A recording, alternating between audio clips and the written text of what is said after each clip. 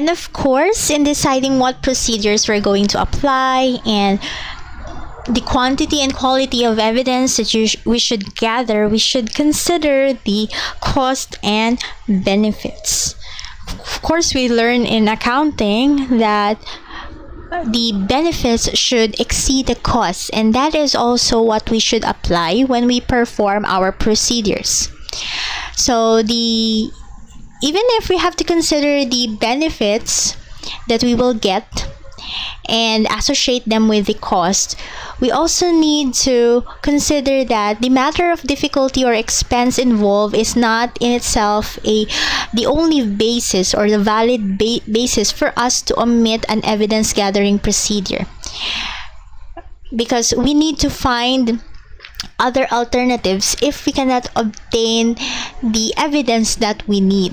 Okay, so that is not the only consideration that we have to take note of. Okay, and of course, in gathering the evidence, we also need to consider the materiality of that evidence. When considering materiality, the practitioner understands and assesses what factors might influence the decisions of the intended users. What is the importance or relevance of such evidence?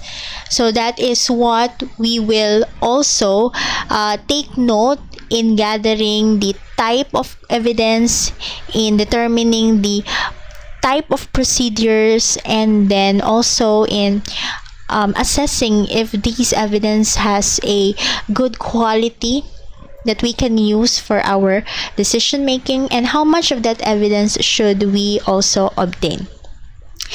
And in conducting the audits, there is always this assurance engagement risk. That is the risk that the practitioner will provide an incorrect conclusion. And what is that incorrect conclusion or inappropriate conclusion? When the subject matter information is materially misstated. What is this type of misstatement that we mean, or what is this incorrect or inappropriate conclusion? So this means that the auditor might be able to come up with a conclusion that the financial statement is fairly stated when in fact it is not. That is very risky. You declare something as clean, you declare something as free from errors, when in reality it has so many errors. It is not supposed to receive a clean opinion. Just like in the testing for COVID, it is very risky to declare that a certain patient is COVID free. Why is it very dangerous? Why is it very risky to declare that a COVID patient is already clear, or is already healed or very well, no longer a carrier of COVID? It is dangerous because the person in charge of declaring that person as free from COVID might be wrong.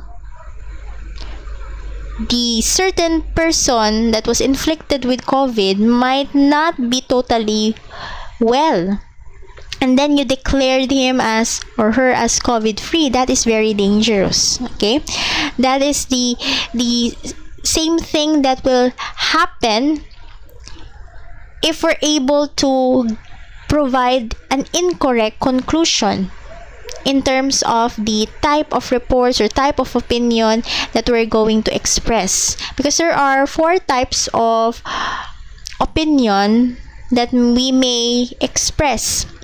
Specific types of opinion. We can say that the financial statements is free from misstatements.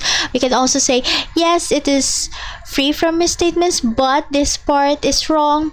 We can also say that totally the financial statements are not free from misstatements. And the last one would be, I cannot say anything because I was not able to get enough evidence. Okay, so we have to be very careful in our conclusion. And now we are down to the last element, which is the assurance report. Okay, this is where the practitioner provides a written report. So there should be a documented form of the opinion. So it depends if it depends what type of engagement we are doing. It could be audit. That's why it's PSA, Philippine Standards on Auditing. And then we have RE, that is review engagement. So we're going to apply the Philippine Standards on review engagements. Or it could be PSAE, which is the Philippine Standards for assurance engagements.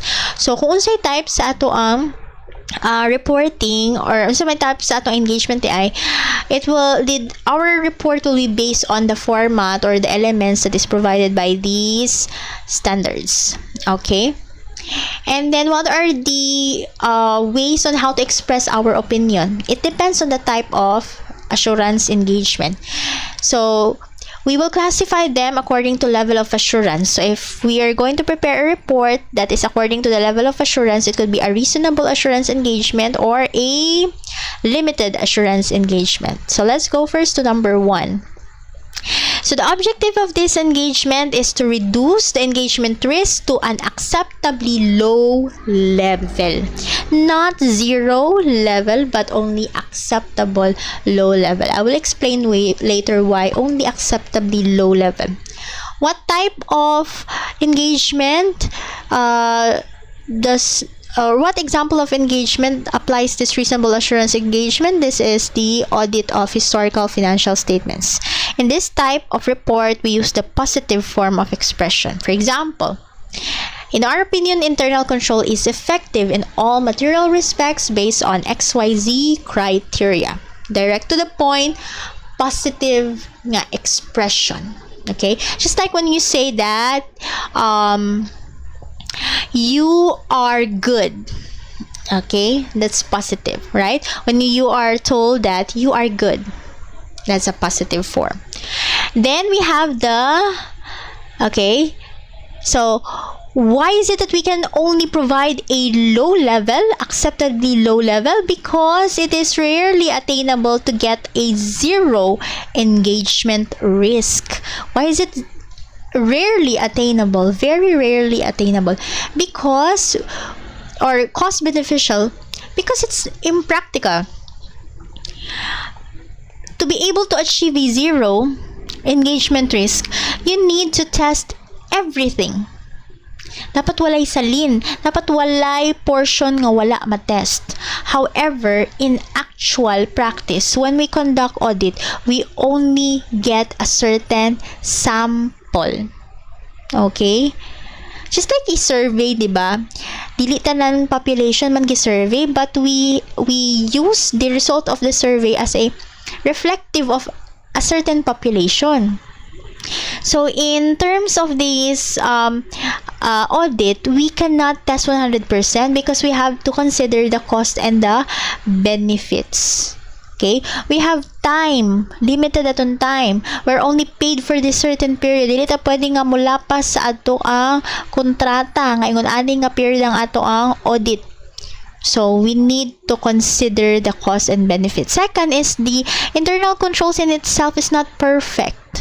What are internal controls? These are the policies and procedures effected by management in order to achieve the entity's objectives.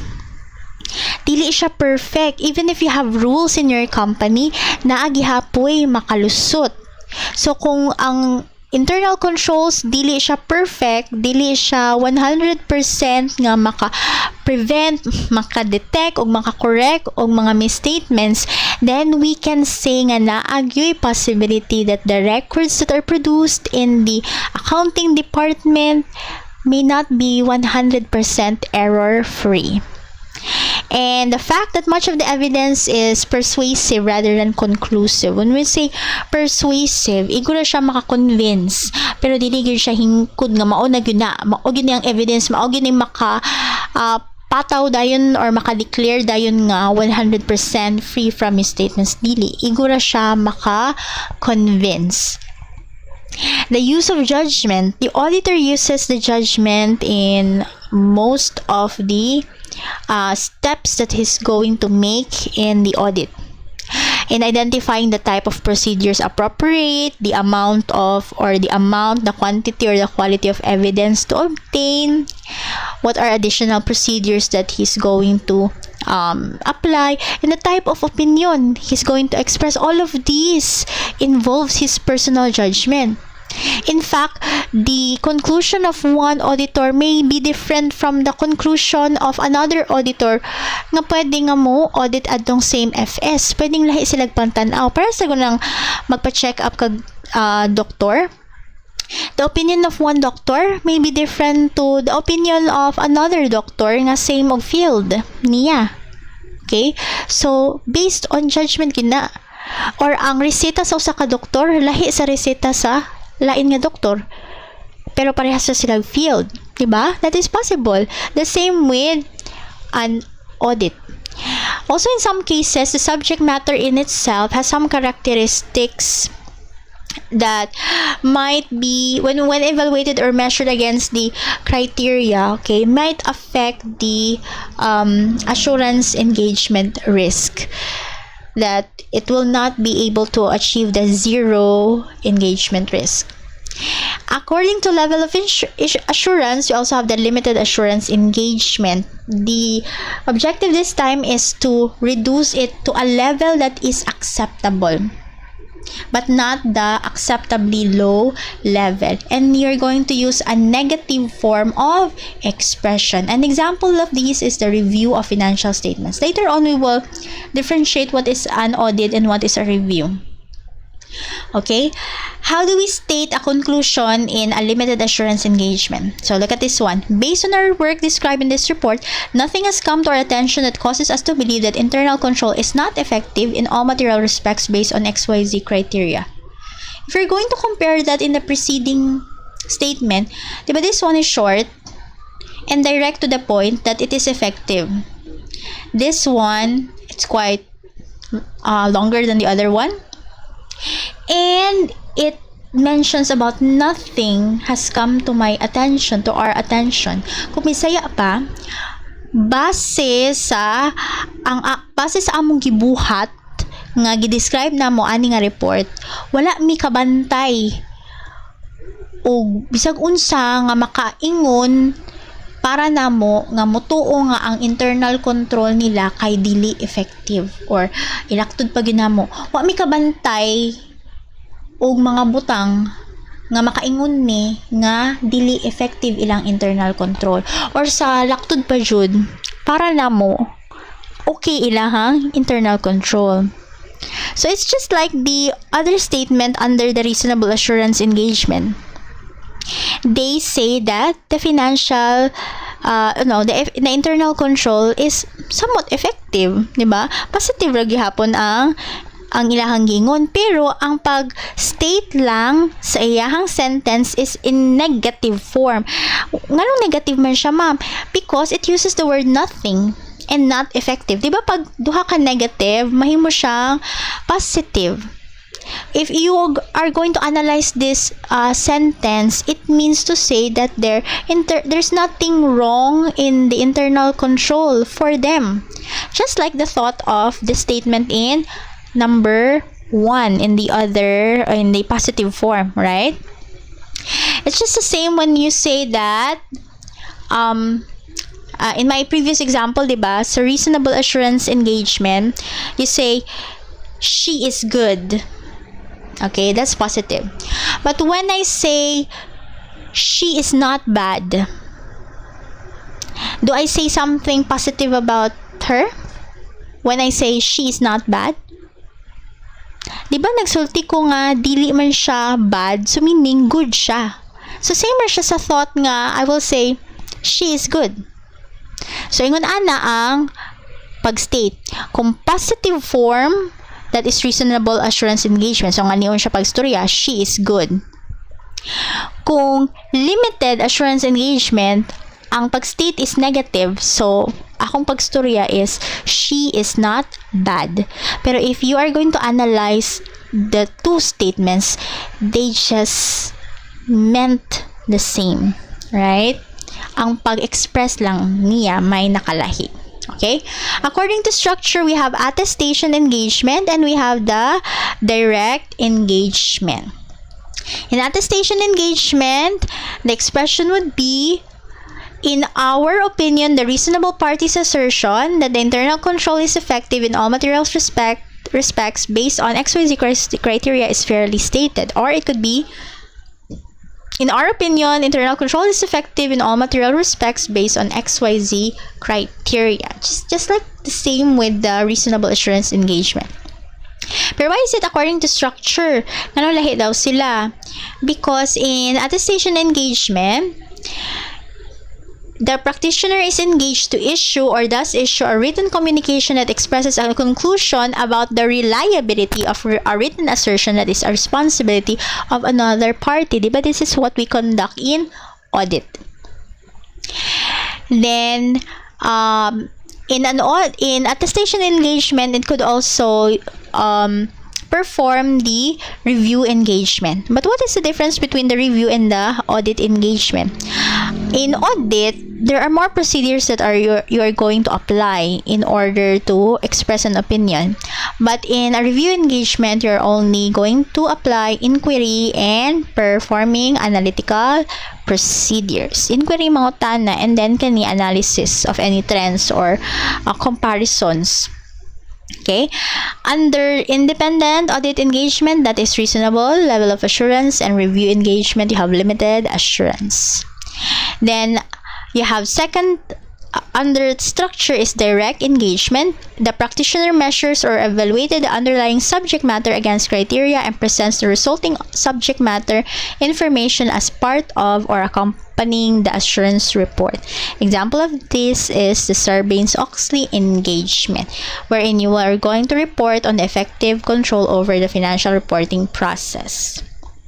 Okay, so the auditor's conclusion or the practitioner's conclusion is worded directly in terms of the subject matter and the criteria. Okay, so you have there